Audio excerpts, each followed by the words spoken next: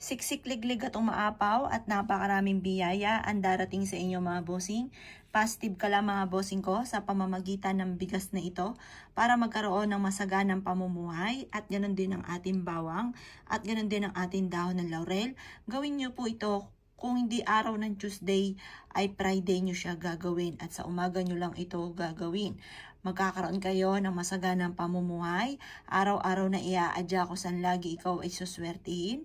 Kayo po ay hindi na mangungutang. Hindi magiging pahirapan sa inyo para kumita ng pera. At ito pa mga bossing ko for only wishes ang ating dahon ng laurel. Lahat ng kahilingan ay matutupad.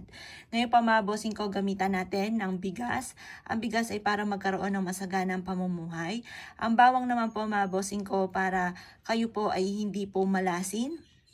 Para kung may mga kamalasan man na darating, ay kaagad itong maitataboy. At ganoon din po mga bossing ko, yung 3 sangkap na yan, basta at ikaw ay naniniwala, lalo nyo sisipagan, matapos nyo po itong gawin ha. Ngayon po, gawin nyo po ito, at ang pag-wish ay walang gamit na sana. Direct to the point. Halimbawa, magkakaroon na ako ng maraming pera, lalo ko sisipagan at magtsatsaga ako at makakamit ko na ang lahat ng aking mga pinapangarap. Ganon ang mga salita ay na walang gamit na sana, direct to the point mga bossing. Maniwala ka sa mga kakayahan mo, maniwala ka na makakamit nyo lahat ng inyong ninanais. Basta ikaw po ay lalo nyo sisipagan at kailangan gumawa ka ng ganitong mga pamamaraan upang sa ganon masigit na maging masagana inyong pamumuhay. Maglagay ka ng ganito sa hapagkainan kung saan kayo ay nakain or kaya po sa center table po ninyo or kaya po mga bossing ko sa harapan ng inyong tahanan.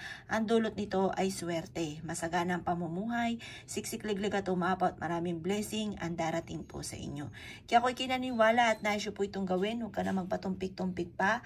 Makakatulong po ito upang sa ganon masigit ka po na maka-attract ng swerte, yumamat maging matagumpay at lahat po ng mga pinapangarap po ninyo ay kaagad nyo po itong makamtan at ng inyo pong buong pamilya.